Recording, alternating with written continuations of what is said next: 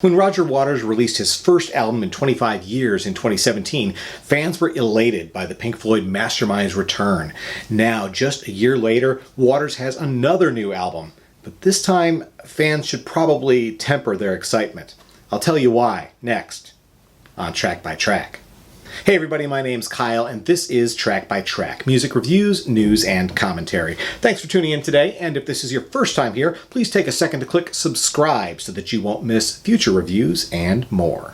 Roger Waters has a long history of using spoken word elements in his music. Back in the days of Pink Floyd, it wasn't unusual to hear voices or bits of dialogue interspersed in the music, particularly on albums like The Wall and The Final Cut.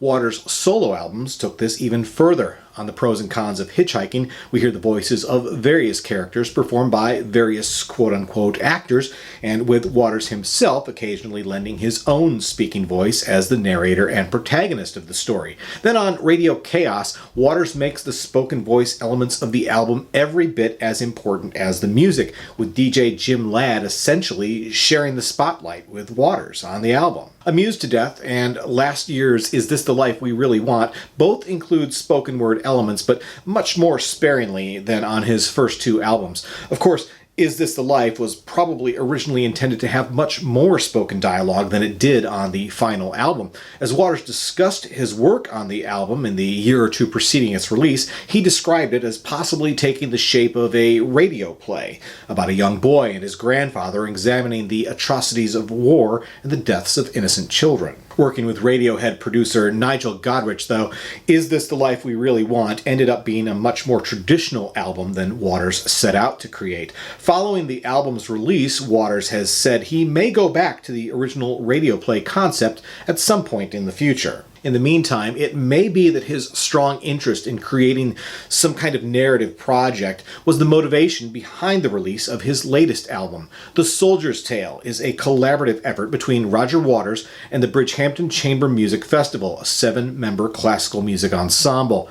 The music is nearly a 100-year-old composition by Igor Stravinsky that was written to accompany a staged reading of a classic Russian folk story called The Soldier's Tale.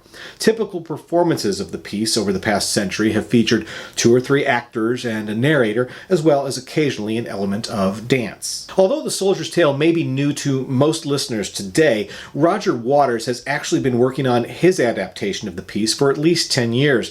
He's performed it live with the Bridgehampton Chamber Musical Festival a few times in the past, but this 2018 release marks its first official recording. The story of The Soldier's Tale centers around a soldier who unwittingly makes a deal with the devil that at first leads to riches, but later turns out to be a curse. On the road to redemption, the soldier attempts to save the life of a princess and earn her hand in marriage. To do so, though, the soldier must again confront the devil and defeat him once and for all. In this adaptation, Waters takes on all the roles himself, portraying the soldier, the devil, the narrator, and several other minor characters. For the most part, the spoken sections of The Soldier's Tale are actually performed unaccompanied by music. Over the span of about 1 hour and 20 minutes, the piece alternates between Waters' dramatic reading and the music of the chamber orchestra. And although Waters has made extensive use of sound effects on his albums before, the only non-voice or music elements that you'll hear on The Soldier's Tale are the chirping of birds to evoke a feeling of nature. That's a strange choice, I think. The story, it seems, would lend itself well to some additional dramatization with the subtle use of additional sound effects. It's fine that Waters chose not to go that route, of course, but it makes it all the more curious that the one exception that was made was the chirping birds. In any case, Waters does a fine job lending unique voice to each of the characters in the story, so you won't have any issues following the plot, as fairy tale-esque as it may be. Waters himself also adapted the story for his performance, creating a script which seems to use a poetic structure more often than not. The inconsistency of that structure can be a bit distracting at times, though. His delivery gains a certain cadence for several lines, only to slip out of the rhythm for additional dialogue that follows no such pattern. And while the language used throughout the piece is generally rather timeless, there are occasions when Waters uses words or phrases that are decidedly more contemporary. For me, it took me a bit out of the story, and I wished he'd maintained a more consistent commitment to the period feel of the piece. At one point, the frustrated soldier uses the word fuck, That would be distracting enough on its own, but then Waters immediately follows the profanity by saying, "Pardon my French." After that, it certainly takes a small effort for the listener to get back into the story. Other times there are rhymes that feel predictable and a bit forced, occasionally using a turn of phrase that feels out of place.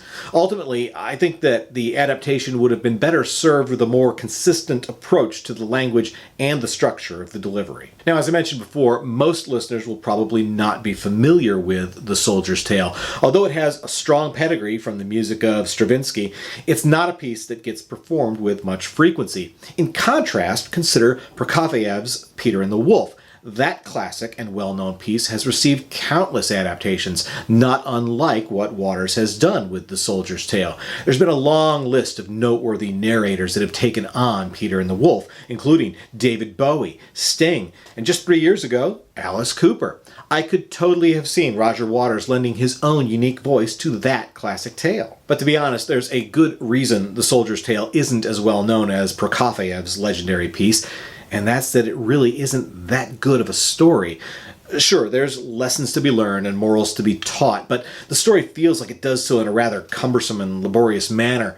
On top of that, Stravinsky's music lacks any truly memorable themes, quite unlike Peter and the Wolf. The Soldier's Tale is not the most melodic of compositions, and while the music may effectively use its dynamics to illustrate the story, it simply isn't very memorable. Now, it may be that classical music fans may well get much more out of this release than the rock and roll fans that will be listening strictly based on the involvement of Roger Waters. That's certainly why I listened, and I'm willing to bet that if you're watching this video, that's the only reason you're curious about it as well. For those kinds of listeners, I suspect many will find it challenging to make it all the way through this entire album. It definitely strained my attention span, I'll admit. But if you're a die-hard Pink Floyd and Roger Waters fan, chances are you're going to be picking up this release out of obligation. You have to have it to keep your collection complete. Hopefully, those fans will make it through the whole thing from start to finish at least once. But I honestly don't expect that this is an album they'll be pulling out very often, if ever again. Even though everything here is presented in earnest, it's simply not terribly interesting once you get past the names on the album cover. So regrettably, I have to say that I'm giving The Soldier's Tale by Roger Waters with the Bridgehampton Chamber Music Festival an X rating of 4 out of 10. It's more of a novelty release from the Pink Floyd mastermind, and that novelty wears out all too quickly.